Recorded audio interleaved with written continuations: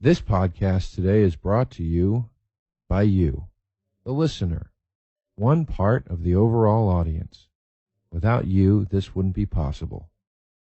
Are you satisfied? Down with Joe DeRosa. Welcome to Down with Joe DeRosa. I'm Joe DeRosa. This is the podcast where we talk one topic for 1 hour, sometimes with one guest, but not today. Sometimes it's just me alone, solo, doing it by myself. And that's what's happening today. And today's topic is fandom, being a fan, celebration of another person's art, applauding the creator and the creation, perhaps sometimes a little too much. Whether it's making an homage-paying YouTube video, writing some fan fiction, dressing up as your favorite character, or simply just chewing somebody's ear off about the scenes that you love, we just like letting it be known that art was made and it was recognized, and most importantly, we're the ones that really got it. Some folks will even spend their hard-earned money to prove this point. Ever see one of those fan-made Star Wars movies? They don't look cheap, and they don't turn any profit either.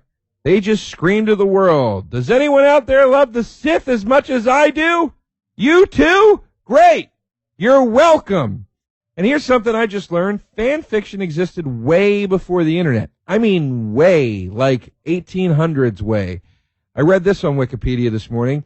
Fans of the literary detective Sherlock Holmes are widely considered to have composed the first modern fandom, creating some of the first fan fiction as early as 1887 and holding public demonstrations of mourning after Holmes was killed off in 1893. So, it is amazing to me that the pursuit of pretending over the pursuit of pussy stretches back more than 100 years.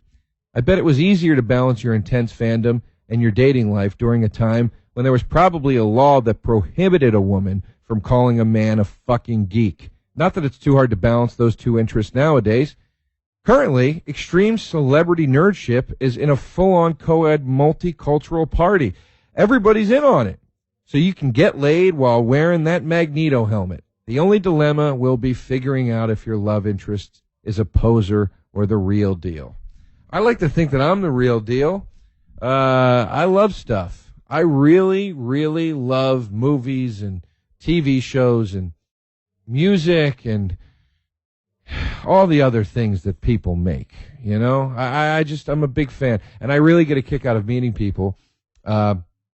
In fact, last night, I went to see a concert. I went to see Shock G, who is the main guy from Digital Underground. He was performing at a club here in Los Angeles, and my friend Scott Moran is friends with Shock, so Scott brought me to hang out with Shock G before the show, which was amazing, and then we got to hang out backstage and then see the show and everything. And this is what happened. We were having a few drinks. I was playing it real cool. Then I got a little buzzed, and I thought, why not express how much I love these guys? Why not let it out a little bit? That's okay. You can be outgoing. You can come out of your shell a little bit. You don't got to play it so cool all the time, as if I'm suave the rest of the time. And I was talking to the guitar player, this guy Pee-wee, and I started telling him how excited I was to see the show, and he seemed like he appreciated that very much. And I kept talking about it, and he seemed to keep appreciating. And then suddenly he just went, yeah, man, well, we're just ordinary folks. I'm going to go tune my guitar, and walked away. And I was like, I think I just crossed the line. I think I just annoyed him or freaked him out. And I got so paranoid. Maybe I was a little high. Maybe I was a little weak. I got a little paranoid, and I was like, dude, you're being freaked. You're just freaking yourself out. It's fine. It's fine. And then me and my friend Scott walked to the other side of the room, and I go, dude, did I geek out too hard? And, I thought Scott was going to go, no, dude, relax. And he went, it went one sentence too far. You took it one sentence too far. And I was like, God damn it. And then we both started laughing really hard. And I was like, that's the last thing I needed to hear right now. You realize that? And he goes, no, I know, but I don't want to lie. Yeah, you kind of geeked out a little too hard. But I'm a fan. What do you want from me? Everything was fine, by the way, with Pee Wee. After the show, he came over to me and made fun of me for drinking whiskey, and it was in a friendly, nice way, not in a get the fuck out of my dressing room kind of way. So all is well. It's fun meeting the people whose work you like. Sometimes it sucks. Last night was great. I've had bad experiences with it, though. I remember They Might Be Giants, who's one of my favorite bands. They played at my college. And now, granted, it wasn't the best show. Somebody spit on John Linnell during the show. He got very angry about that, obviously. Somebody spit on him. That sucks. It's not like they're the fucking, Sex Pistols. They're not really a band you spit at. So he got upset. But then me and 5 of my friends, it might have only been 4 of us total, actually. It was a very small group. We stood outside in the snow. And I don't mean like there was snow outside. I mean it was snowing. And we stood outside waiting to meet them. And they came outside, and we were all excited to be like, where are the 4 people that gave a shit? Where are the ones that didn't spit? And they walked out, and they didn't stop. They made a joke. As they were walking, John Linnell went, which one of you guys spit on me? Ha, ha, ha. And then kept walking. And I thought, for the frostbite, you could have shaken one of our hands. That would have been appreciated. They don't seem like bad guys. They're having a bad night. What are you going to do? I met Ice-T once. That was awesome. He came and spoke at my college. Ice-T, when I was a kid, completely changed my perspective on music. He was the first gangster rapper, I guess. I've heard Ice-T say in interviews he didn't like when they called it gangster rap. He felt like that was a step back because he had graduated to being a player, and he didn't. So he's the first player rap I'd ever listened to. And if you don't know what player means, I don't have time. All right, you have to look it up. You're gonna just have to feel the way I feel when I read most books. I just keep reading like I understood all the words they used. Anyway, I met him, and I got into his music when I was about, 11, and it just changed my life. It changed the way I looked at everything. I was just like, there's this whole other world out there that I had no idea. I was learning about what it was like to grow up in the inner city and talking about like robberies and pimps and crazy shit. But then also somehow teaching me a lesson, like, you shouldn't do this. It's bad. I'm just telling you about what I did. And I just wanted to meet him more than anything in the world. When New Jack City came out, I couldn't have been more excited. I bought every album that he put out the day they were released. I was super, super fan. And finally, when I was 22 years old, he came and spoke at my college. It was like I was on the fast track in college. 22, still there. But he came the last semester I was there to speak at the school because he did a public college tour, speaking tour. And I ran all around the building. I was high once again. Well, I'm always high when I meet these people, but I was high. And I ran all around the building to meet him. And I finally found the exit that he was coming out of after the speech. And I ran up to him, and there was a lot of people crowding him. And people were handing him demo tapes and saying, like, hey, man, I'm a rapper, too. And, like, can you help me out? And, like, can I have an autograph? All this stuff. And he turned at one point and looked at me. And I was so excited I was shaking. And I said, I don't want to give you a demo tape. I don't want an autograph or anything like that. I've just been waiting for more than half of my life to tell you that you changed my life and you changed the way I look at things. And you're the person that made me want to play music. You made me want to play music. And I play music because of you. And he took a beat and nodded his head and like kind of digested everything I said. And then he just went, all right, man, that's what's up. Do it. Get out there and bang some fucking heads. And I was like, all right, Ice, I will. I'll see you later, Ice. And I was a panicky, teary-eyed mess because I had met my idol and he was awesome. It was the coolest thing he could have said to me. That also, by the way, during his speech, they did a Q&A, and my friend Pat Knowles and I went to see this, and he loved Kool Keith and so did I. We were really, really into Kool Keith. And during the Q&A, our question was, what do you think of Kool Keith? And I remember a bunch of guys laughed at us because they didn't know who Kool Keith was, and they were making fun of us like we had somehow asked a stupid question. And Ice-T said, Kool Keith is the illest motherfucker alive.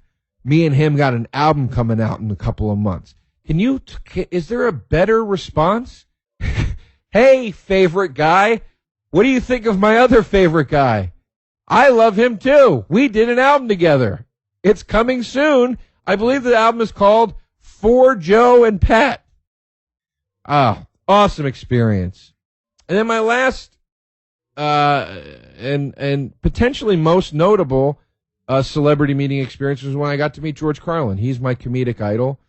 And I never met him in person, but I got to talk to him on the phone, and he was extremely gracious, and he gave me really, really amazing comedy advice, and was still George Carlin I believe he was 70 at the time, after a 50-odd year career in show business, was still humble enough to say, I'm going to give you my best guess at this advice. I can't tell you it's guaranteed, because I came up at a different time, but my best guess, it's like, dude, it's the right advice.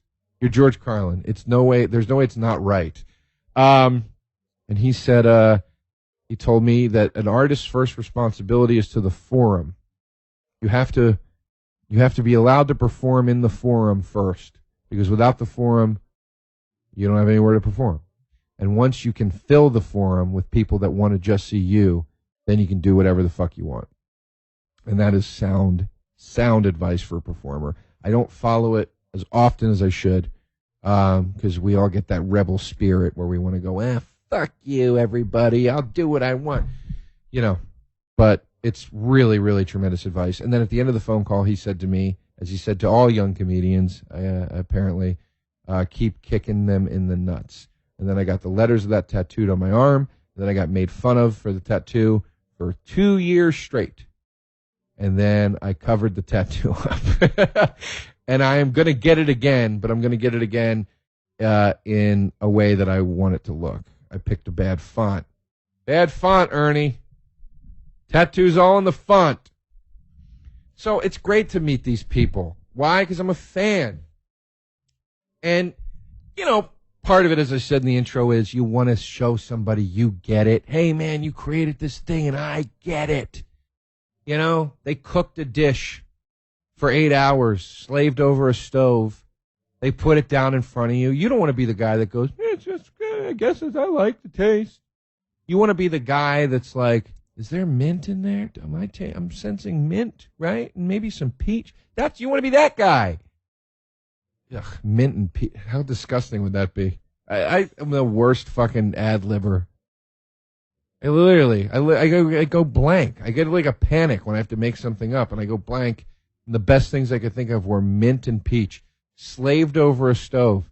Who's cooking sauces and sautéing things that have mint and peach? Oh, fuck me.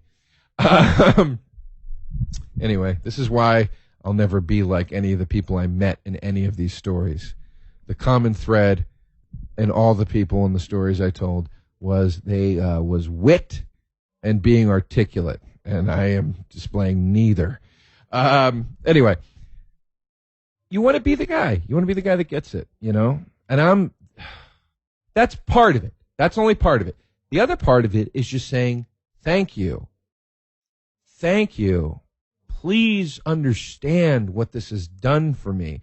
Please understand that this is the thing that I watched or listened to when I was in my darkest hour and it made me feel like it was okay. Please understand this is the thing I turned on or pushed play on when I felt like I was alone in the world and it made me feel like I had a friend. Please understand that when I was depressed, this is the thing I went to sleep to so I could be calm and drift off in a good place and wake up feeling okay. I mean, this is what these people do for us. And it is fucking beautiful. It's beautiful. and I am loyal to it. I am loyal. I am an opening night movie guy. I'm that guy. I'm there at midnight. Star Wars. Saw every one of the original trilogy as a kid in the theater. Saw every special edition on opening day, and saw every single prequel midnight release. Saw Phantom Menace 7 times. Saw Attack of the Clones 4 times. Saw, this is the theater, I mean. Saw Revenge of the Sith 7 times. That's the way I roll.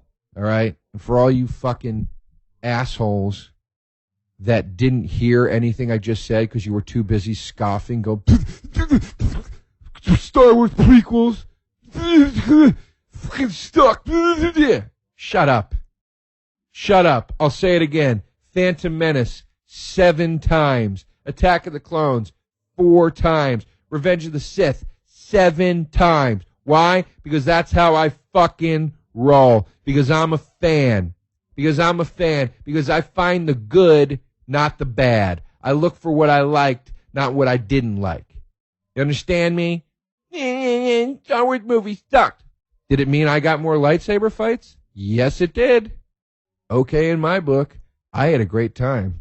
Sorry for you being too pouty to have enjoyed it. You missed out. There were more lightsaber fights. Those movies made me cry. There were moments where I cried out of excitement. When I was sitting in the theater, waiting for Phantom Menace to start, I got teary-eyed. When the 20th Century Fox thing came up, and then A Long Time Ago in a Galaxy Far Away, and then the Star Wars logo and the music, I got teary-eyed. That's how excited I get about this shit. That's the beauty of being a real fan of stuff. There's so much balled into the equation of it, you know? It's not just, oh, that gets me excited. It's a sliver of nostalgia. It's a sliver of, I remember where I was the first time I saw it or I heard it. It's a sliver of just the pure entertainment value of the thing. It's a sliver of how it's making you feel in that moment. It's such a great cocktail. It's such an exciting thing to experience. I feel sorry for people when you say to them, you know, what are you into? What do you like? Well, I like everything. Okay, well, but what's your thing? What's your favorite movie? I don't know. I mean, I guess, lately I've been, I kind of like that movie, where he turns old but he's young, and it's like, what are you talking about? If you had a 6-disc DVD changer, if you had to only watch movies that way, and you could only put 6 movies in it for the rest of your life, what would they be? I don't know. I guess can I count like Top Chef? Can that count? No. Well, that's on DVD. I know it's on DVD. 6 movies. You daft fucking asshole. I mean, who doesn't know this shit? I can't believe there are people out there that don't know. I spend time thinking about it. I've set aside hours of my life to be like, what is your favorite song? What is it? All right? You know it's one of these 5, but what is it? You got to know that, because that question's going to be coming at you. You got to know what your favorite song is, and you got to understand why it's your favorite song. I put time aside to do that shit. You want to know what it is? It Was a Very Good Year by Frank Sinatra. That's my favorite song of all time. A lot went into that, Ernie. It starts with loving the song. It starts with then second to that is I never get tired of this song. Those are the first 2 steps. First is I love this song. Then it's like, man, I never get tired of this song. Then you got to think about, well, does it mean anything to me? Yes, it does. Does it choke me up a little bit? Yes, it does. Does it excite me too? Yes, it does. It is banging on all cylinders, that song. You ever heard it? You never heard that song? It's a ballad. It's a man reflecting on his life, and each verse is a part of his life. And it starts with the age. When I was 17, when I was 21, when I was 35, And then the last verse is about how he's in the autumn of his years. Now the days are short. The end of the life. He just looks back on his life like it's vintage wine. Fucking beautiful. I'm getting teary talking about it right now. Fucking gorgeous song, man. Favorite song of all time. Favorite movie of all time. You want to know? Hannah and Her Sisters. Bet that surprised you too. You thought, man, his favorite song was a little girly. The movie's definitely, oh no, the movie is too. Hannah and Her Sisters. Woody Allen. His finest work. His finest work, in my opinion. Finest movie I've ever seen. Never has a movie resonated with me more in my life. Ever. All the characters have inner monologues throughout the whole movie where they go off and they're dealing with their struggle at the moment in the film. You hear their inner monologue about what they're thinking and how they feel. 110% relatable. They're saying things that you're going, I felt that. I felt that so many times. I can't believe I just heard that come out of a character's mouth in a movie. Fantastic movie. I know my second favorite movie, too. Glengarry Glen Ross. Third favorite, Goodfellas. There's your top three. I'm fucking ready. I'm ready. You asked me that DVD changer question, I'm fucking ready. I know what you're thinking, but Joe, you only named 3 movies. Yeah? Well, guess what, fuckos? I'm intimately familiar enough with hundreds more. I could slot one in there, just riffing it, and it wouldn't be a bad choice. I love bands. Favorite band? Bad Religion. Favorite band of all time. Of all time. Why? Why? That's such an important thing. You got to answer with your favorite thing. My favorite band. But why is it your favorite band? I'll tell you why it's my favorite band. When I was in high school, I heard Bad Religion for the first time, and I went to Catholic school for 12 years. They were the first band that ever made me question religion and the authority figures in my life. I'm not saying I was always respectful and didn't talk back or anything like that, but Bad Religion was the first band that made me go, these are grown men. They're younger than my parents, but they're not terribly younger than my parents. Probably by 15 years or so, 16 years. That's not crazy. That's older brother territory, in the age game. And here they are, looking not like rebels, looking like presentable people, looking like my teachers. Greg Graffin, lead singer, in fact, is a teacher. But these guys look like my teachers. And they're telling me that it's okay to question things. And they're telling me in an intelligent way. They're not screaming it. And this is nothing against any punk band that's more aggressive. But all the punk I'd heard of to that point was more aggressive punk.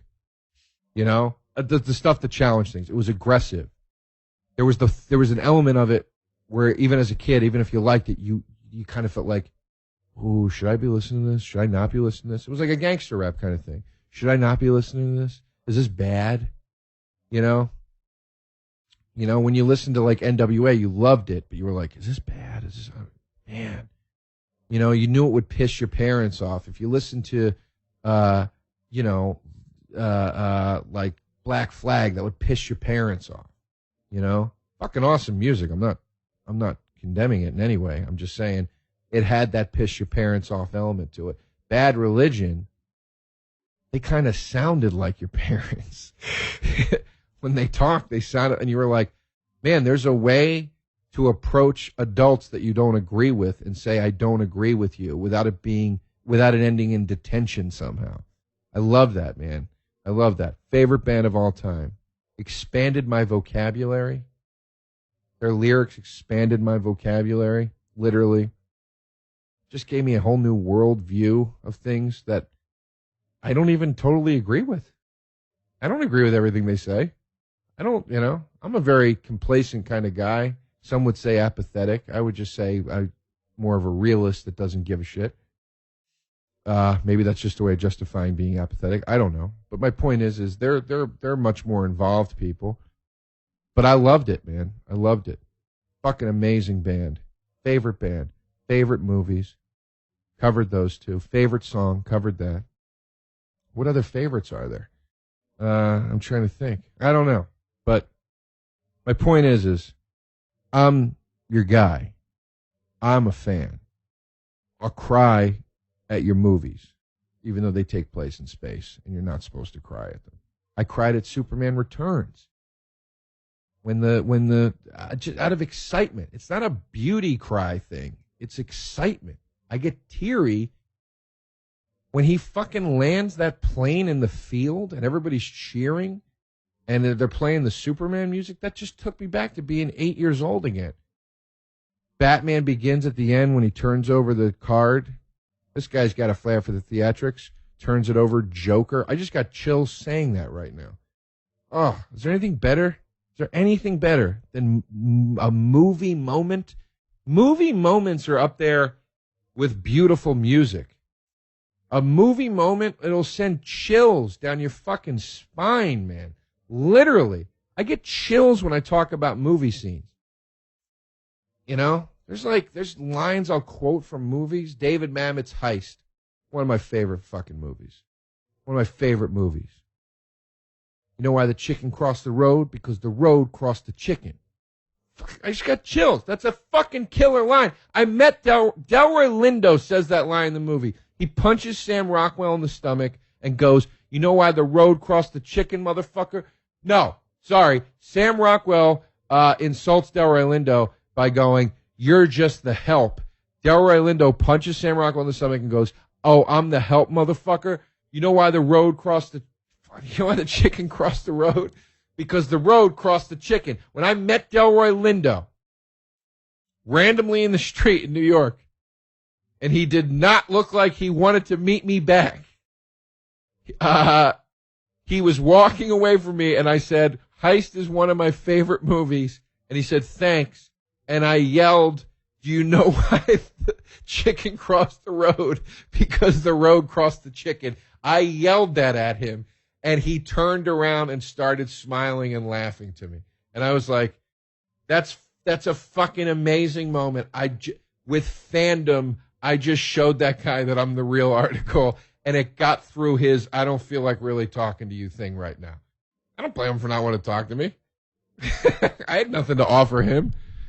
It's all one-sided. I just wanted to take, you know. I just want to soak in his cool energy. So you want to talk to me, but I got him with that. That was fucking awesome. Met another guy from the same movie. I don't know his name. He's an actor. He's in the movie for like 3 minutes. And he offers Gene Hackman to buy his boat. And Gene Hackman doesn't want to sell his boat, and he's trying to convince him. And as he gets into his car, he says to Gene Hackman, call me, we'll do something. It's just such a great line. Call me, we'll do something. It's so vague, but you know exactly what he means. Stop fucking around. Let's set the goddamn boat sail up. Let's do this. I met that guy after a play. Same fucking thing. Walked up to him, I go, you were in Heist. He goes, yeah. I go, it's one of my favorite movies. And he goes, yeah, thanks, man. And he was walking away, and I go, call me, let's do something. Laughed again. Met Danny Aiello, who was one of the most gracious people I've ever met in my life. The fucking man. Met him at Gotham Comedy Club in New York. Steve Mazzilli, dear friend of mine, one of the guys running the joint. He brought me in to meet Danny Aiello because Danny Aiello was doing a show before the show I was on. And I went in, and he said, hey, man, how you doing? We were talking. And I said, I got to tell you, I'm a big fan. And I could tell he was ready for that. He was ready for I Love, Do the Right Thing, Jacob's Ladder. He's waiting for one of the hits. I went fucking deep cut on him, and I meant it. I wasn't doing it to be cool. I meant it. I go, I'm a huge fan of Tales from the Dark Side. You star in what might be my favorite episode of the series. And he goes, wow. I think he called me an aficionado. He called me something like, you're a fucking, like, he said something like, you're the real deal. And he goes, sit down, man.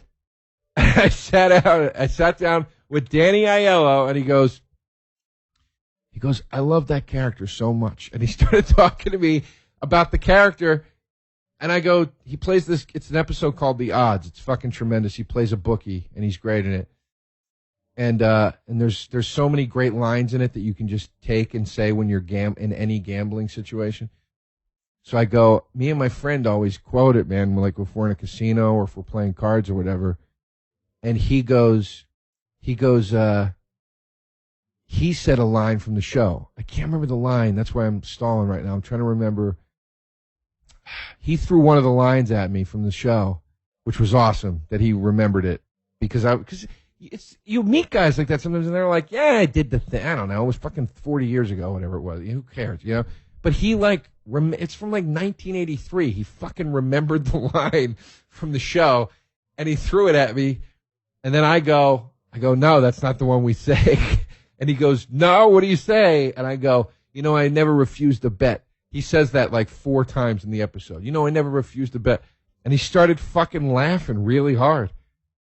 And that was it. I was just like, dude, it was great to meet you. And I left. Like, I didn't want to over. I was like as perfect as it could have been. Jerry Lewis. Here's how I met Jerry Lewis. He was in a parked car. He was, there was a driver. He was in like one of those black like town cars in New York. He was in the back seat. And, Greg Gutfeld, who hosts Fox News' Red Eye, he was my downstairs neighbor for a while when I lived in New York. And I was standing in front of the building, and he came walking up to the building, and he goes, hey, dude, Jerry Lewis is up there, parked at a red light. I go, shut the fuck up. And he goes, yeah, dude. He goes, go quick, dude. He's there. And I ran to the corner, but I gained enough momentum as I was running and approaching the car that I was like, if I stop now, I'm going to scare the shit out of this guy. I'm going to charge up. I can't stop. I just got to run around the car. And as I was passing, his window was down. I could see him. And I just go, Jerry! And he goes, hi, kid, in the fucking Jerry Lewis voice. Like, puts on that fucking nutty professor voice and yells, hi, kid, out the window. It's like, that's all I needed. I don't need to meet the guy now. That's the perfect exchange. Met Martin Short in the street in Times Square. I go, Mr. Short, I don't want to bother you, but I'm a comedian. I live in New York, and Jiminy Glick is the funniest thing I've ever seen in my life. And he goes, thank you very much, and does the fucking voice back to me. And I was just like, that's it. I'm like, thank you, man. You get it. You get what this is about. You get that I'm a fucking psycho who's obsessed with something you did way too much. Something you probably made up in your bathroom, and then got it on TV, and now like people like me come up to you and tell you that it redefined some part of their life. But you get it, and then you give me a little taste of it without tap dancing. I love it. You love it. You feel good. Ego stroked. My ego got stroked back, and I walk away, and we had a great fucking time. That's all you got to do. That's all those exchanges need to be, man, between fans and that's why I overstepped with Pee Wee, the guitar player from Shock G's band, because I kept going on. I said a nice thing, and he was like, thank you, and he was into it, and then I just kept talking, and he was like, all right, buddy, I have other things to do, like sit by myself. You just keep it short, man. Give them a little love, they give you a little love back. Hopefully, if they don't, that sucks, man. It sucks when you meet somebody that's like just a fucking. I don't think I've ever met an asshole. Like I even said, like the They Might Be Giants thing, they weren't assholes. They just had a shit night. I don't think I've ever met a guy where I was like, holy shit, that guy's a fucking asshole, man. I must have, and I can't remember. I wish I could right now. That'd be fun. Who am I, Kathy Griffin? No, I don't. I don't want to remember that. Sit here and fucking out some celebrity for being an asshole to me. Ugh, I'm a fan, man. I cry at the movies for, not because, again, I'm sad because of the excitement and this nostalgia. When these new Star Wars movies come out, I am going to lose my fucking mind. I can't wait. I can't wait. Keith Robinson always used to say, when the Avengers was coming out, Like we were like a year out from the Avengers, and Keith Robinson would go, "Ah, God damn it, I just got to live to see the Avengers. After that, I don't give a fuck. I just got to see the sweet Avengers movie." He would always say that. And I always thought it was funny, but didn't quite get it.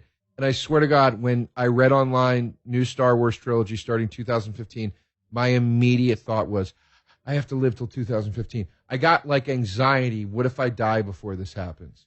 And if I think about it right now, I'll get anxiety from that. I am so fucking excited. I love George Lucas so much. And I love that he gave this company to Disney. I think they're going to do an amazing job with it. I love that he is still a consultant on the films. I love that he wrote the storylines. I love that he is letting this go on because he wasn't going to do any more. He had already publicly said he was done.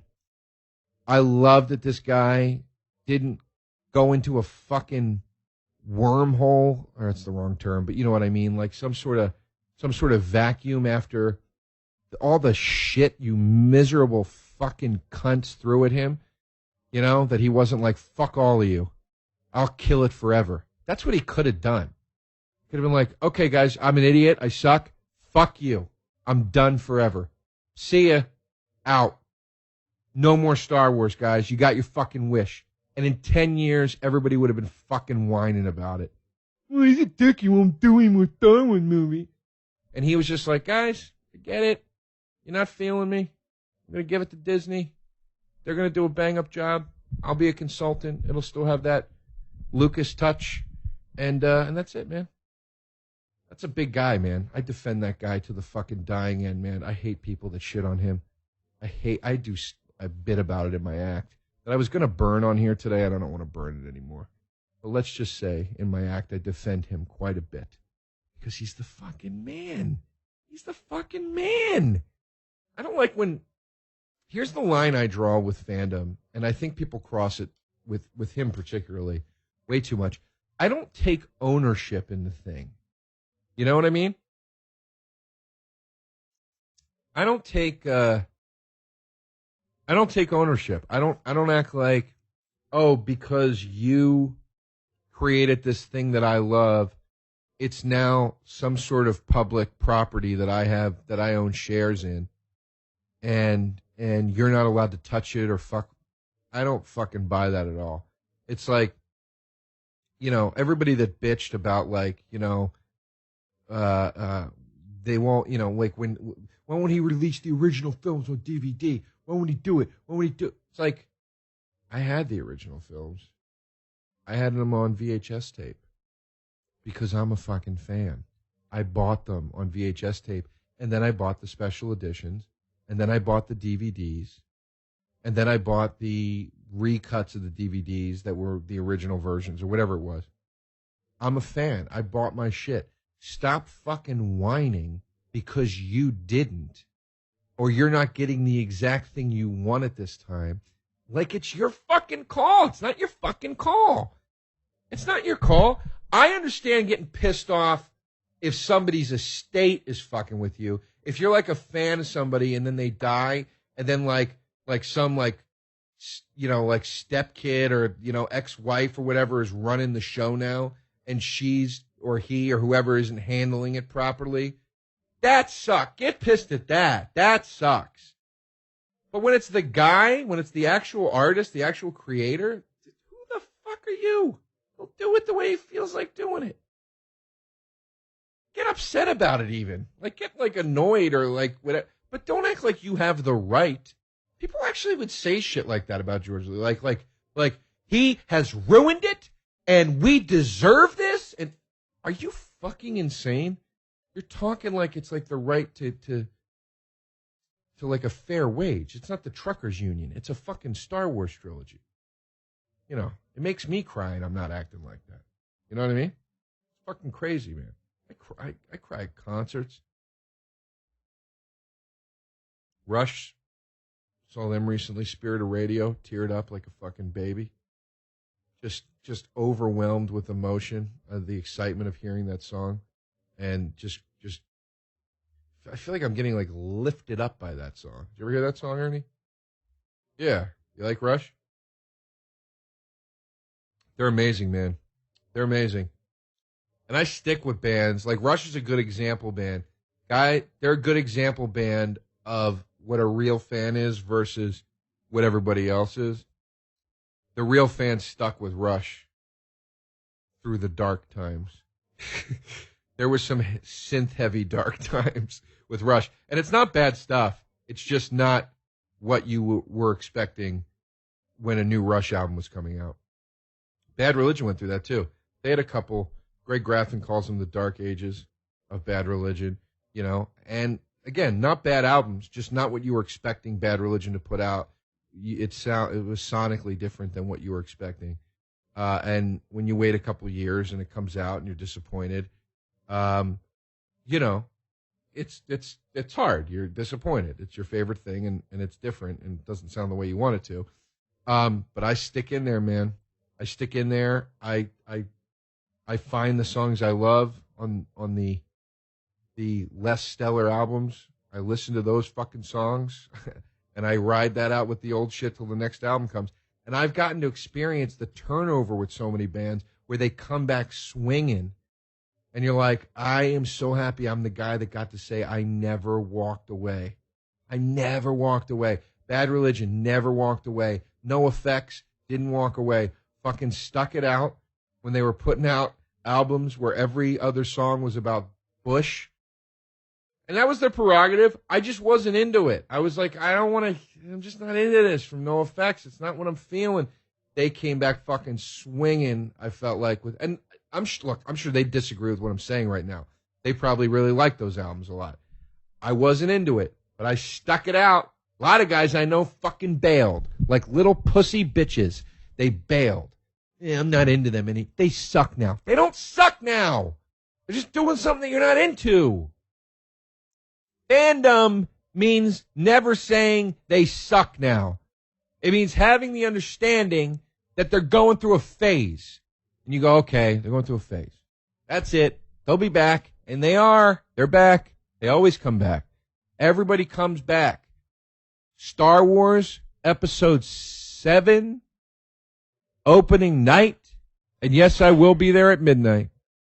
I'm going to be one of the only motherfuckers in that theater that can go, I never went down, Ray. I never went down. What movie, Ernie? You don't know? Oh, I can't tell you then. Sorry. That's the penalty for not knowing. Are you a poser? I just love that I'm talking to you and they hear nothing at home because you're so quiet. There's a grown man in the room with me, everybody. I'm not making up. People probably think like I'm making up a fake person just so it sounds like I'm talking to somebody. There's a grown man in this room with me. He's not on the podcast. He's the engineer. But Jesus, you really clam up when these mics go on. We've gone through this before. There it is. There it is. There it is. All right. So it's a quality issue for you. Yeah? All right. All right. All right. You sounded mad for a second. All right. All right. There we go. There we go. We got something out of Ernie, folks. We finally heard something. You're like the dad that never talks in Along Came Polly. Did you ever see that movie? He doesn't talk till the end. This should be the last podcast. We should release this one at the end. Ernie finally talked. Anyway, sorry, sipping a little coconut water. A little hungover from my drunken geeking out and embarrassing myself last night. Yeah, man, I'll be the only motherfucker in that theater going, I was here the whole time, you motherfuckers. I was here the whole time. People all went and said the Clone Wars movie sucked. Clone Wars movie sucked. Was it great? No, it wasn't great. You know what was fucking awesome? The Clone Wars TV show. It was fucking awesome. New season in a week comes to Netflix. Final season. And for everybody that said the Clone Wars sucked, well, guess what happens in the new season? Liam fucking Neeson reprises his role as Qui-Gon Jinn as a Force ghost. Yeah, that's pretty fucking cool. They start talking about Protocol 66 where they're going to murder the Jedi. That's pretty fucking cool. They start dealing with defective clones that don't want to turn and are starting to think too independently and exterminating them.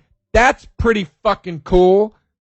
I stuck in there. I get to enjoy it more than you did, you little fucking rats. You rats that all ran away when you didn't like the taste of the cheese. Does that analogy make sense? I thought it did. I don't care. I like calling people rats and pigs. Anyway, I'm digressing a little bit.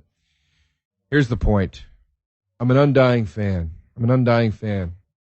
It's a beautiful thing. It gives you excitement, man. It keeps you young, at least in your heart. Makes it fun, you know? I don't want to be one of the people going, your Terminator movie's going to suck. I want to be the guy that's excited to see the new Terminator movie. That's who I am right now. And it's real. I'm not forcing myself to feel that way. I'm excited that a guy that was the Terminator became a governor and now is going to be in a Terminator movie again. I'm excited about that. If you don't know about it, it's called Terminator Genesis.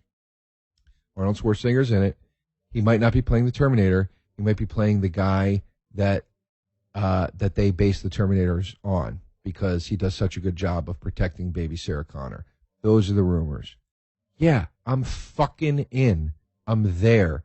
Why would I not be excited to see that? Why? There's no part of me that wouldn't. But so many people aren't. I don't get it. Choose fandom. Every time it's more fucking... Well, you can't choose it. This is the problem. Some people just don't have this in them. I have it in me. Some people don't have it in them. And some people are just miserable nerds, though, man. You know? I don't get that. I don't get the... That's almost like being a fair weather friend to me. You know? Or like a front runner with a sports team is a better analogy. You know? Somebody that only likes the team when they win. In the sports world, you're a fucking fraud if that's what you do. That's not a real fan. A real fan sticks with the team and might get upset with the team, but never turns his back on the team. So many fans of so many artists turn their back on the artist and go, no, I'm not down with this guy anymore. You never turn your back on that team. That guy gave you so much joy. That lady gave you so much joy. Never turn your back on that. Stick with them through the tough times because they're going to come back and give you something that makes you happy again. Or maybe you'll change and start to like the other thing they're doing that you don't like right now. That's possible. It's also dismissive now because everything's digital and instant and download and quick and fast and free and cheap and whatever. Everything goes out the window so quickly. People don't let things marinate, particularly these days, the way they should. There's nothing better than letting something marinate and then realize that you love it. Buying an album and saying, my God, I hate this. My ears are going to throw up right now. This is the worst thing I've ever heard. And then 2 months later going, I can't live without this. It's the best thing I've ever heard. It's my favorite thing I've ever heard. Thank God I took the time to let this grow on me. That's what it's about. So maybe more people would be fans if they did those things. You know? I don't know. Possibly. Maybe, maybe not. Maybe that's all it takes. Maybe it's not. Maybe it's a personality type. I don't know. I just know that I am one, and I love being one. It'll never change. My tattoos are proof of that. I did get the Carlin one covered up, but it was only because I didn't like the font. That's all it was. I'm just going to get it redone somewhere else. But on my other arm, I've got a Frank Zappa tattoo and a Bad Religion tattoo. So I'm in it for the long haul, boys. And I hope if you're a fan of this show, you're in it for the long haul with me too. Thank you for listening. This has been a lot of fun. This was a lighter one today. I thought this was nice. Keep listening. Keep subscribing.